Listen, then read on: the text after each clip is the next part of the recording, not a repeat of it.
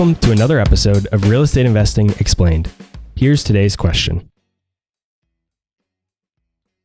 Based on our conversation, I think I probably know what your answer to this question is going to be, but now that you've done both commercial and residential, which do you prefer?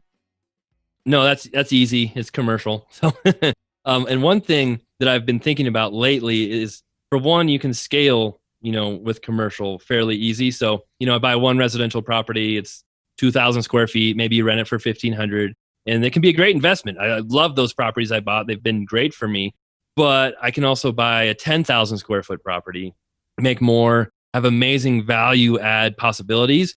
But the really cool thing about commercial, as opposed to, say, an apartment building, is with that 10,000 square foot building, I might have 2 tenants instead of 20. There's so much less management that can happen with the right commercial properties where you have 5-year, 10-year leases. You're renting to businesses that care, they have customers coming in their building. They have to take care of it. They don't want to lose their location. They'll take care of so many more things, as opposed to a big apartment building where you're renting units for $700 a month. People are moving out all the time. You've got evictions. You've got tenants screaming and mad at each other. Just the management is so much different on these big commercial properties that, by far and away, they're my favorite.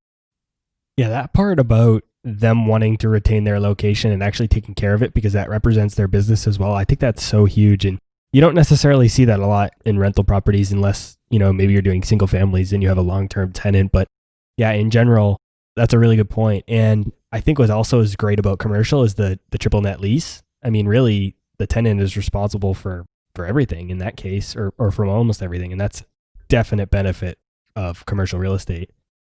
Will you ever go back to residential rentals, or do you think you're just going to stick through commercial?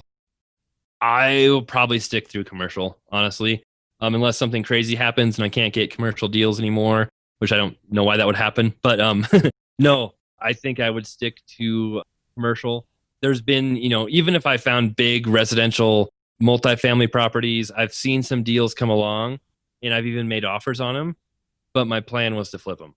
My plan is okay, maybe we'll stabilize it. We'll get renters in there. We'll flip them, because I don't want to deal with the long term of it. And they're overpriced, in my opinion, in my market for residential rentals, and I think in a lot of other markets.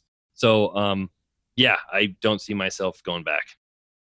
That's all for this episode of Real Estate Investing Explained.